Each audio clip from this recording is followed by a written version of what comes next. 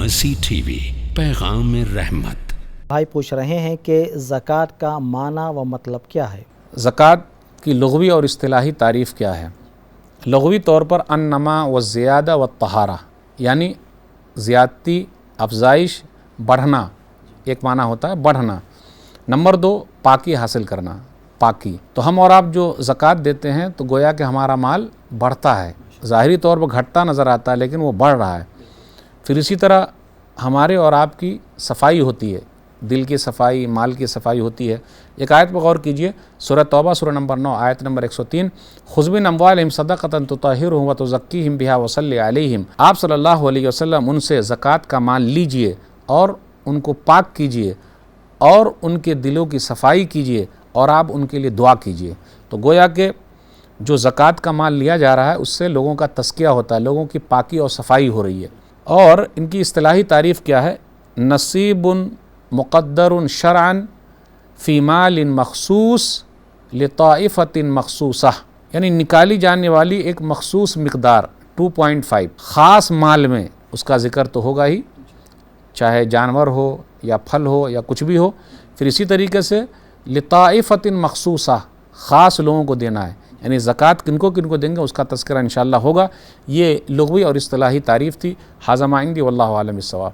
جزاکم اللہ خیرا و بارک اللہ فیکم۔ شیخ محترم، اس کے بعد کا جو ہمارا سوال ہے وہ زکوٰۃ کی اہمیت کے متعلق ہے کہ آخر اسلام میں زکوٰۃ کی کیا اہمیت ہے؟ الجواب بعون الوہاب، زکوٰۃ جو ہے توحید، نماز، روزے کے بعد ایک اہم رکن ہے اور 5 پلرز اسلام میں سے ہے۔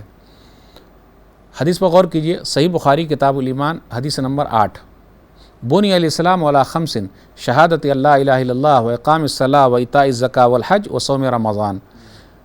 اسلام کی بنیاد 5 چیزوں پر ہے، لا الہ الا اللہ محمد رسول اللہ، نماز قائم کرنا، زکوٰۃ ادا کرنا، روزے رکھنا اور حج کرنے کے لیے جانا۔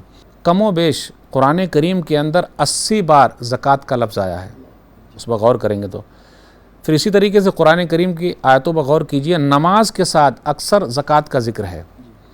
سورہ نور سورہ نمبر 24 آیت نمبر 56، وَأَقِیمُوا الصَّلَاةَ وَآتُوا الزَّکَاۃَ، نماز قائم کرو، زکوٰۃ ادا کرو۔ خُذْ مِنْ أَمْوَالِهِمْ صَدَقَةً تُطَہِّرُهُمْ وَتُزَکِّیہم بِہَا وَصَلِّ عَلَیہم، یعنی زکوٰۃ کے فائدے اس میں بیان کیے گئے ہیں کہ آپ ان سے ان کا مال لیجئے اور ان کی صفائی کیجئے۔ جو لوگ زکوٰۃ ادا نہیں کرتے ہیں ان کا برا انجام ہونے والا ہے۔ سورہ توبہ سورہ نمبر 9 آیت نمبر 34 اور 35 پر غور کیجئے، والذین یکنزون الذھب والفضہ ولا ينفقونها فی سبیل اللہ فبشرھم بعذاب علیم یوم یحمى علیہا فی نار جہنم فتکوی بہا جباہہم وجنوبہم وظہورہم ھذا ما کنزتم لانفسکم فذوقوا ما کنتم تکنزون۔ وہ لوگ جو سونے چاندی کو زیور بنا کے رکھے ہوئے ہیں، کنز مال سمجھ کے سینت کر رکھے ہوئے اور خرچ نہیں کرتے اللہ کے راستے میں، آپ دردناک عذاب کی خوشخبری سنا دیجئے۔ جس دن کیا ہوگا، ان کی پیشانی کو، ان کے پٹھے کو، ان کے پہلو کو داغا جائے گا، آگ میں داغا جائے گا، تپایا جائے گا اور کہا جائے گا یہ تمہارا خزانہ ہے، دیکھ لو جو تم جمع کر کے رکھے ہوئے تھے۔ یاد رکھیے گا، جو لوگ صاحب نصاب ہیں، جن کے پاس مال ہے اور وہ نصاب لیول کو پہنچ گئے ہیں، 2.5 ان کو نکالنا چاہیے لیکن وہ نہیں نکال رہے ہیں، تو کل قیامت کے دن یہی گنجا سانپ بنا کر یہی مال ان لوگوں کے گلے میں ڈال دیا جائے گا۔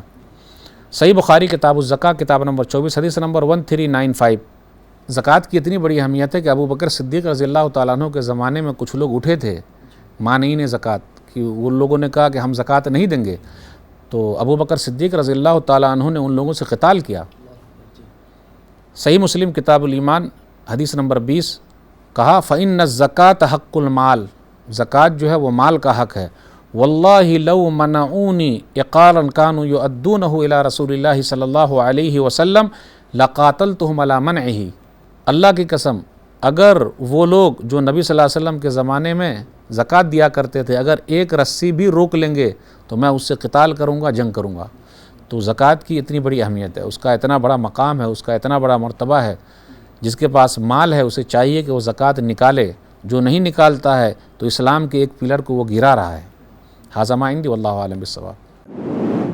مرسی ٹی وی کے مزید ویڈیوز کے لیے ہمارے چینل کو سبسکرائب کریں اور بیل آئیکن کو کلک کرنا نہ بھولیں۔ جزاک اللہ خیر۔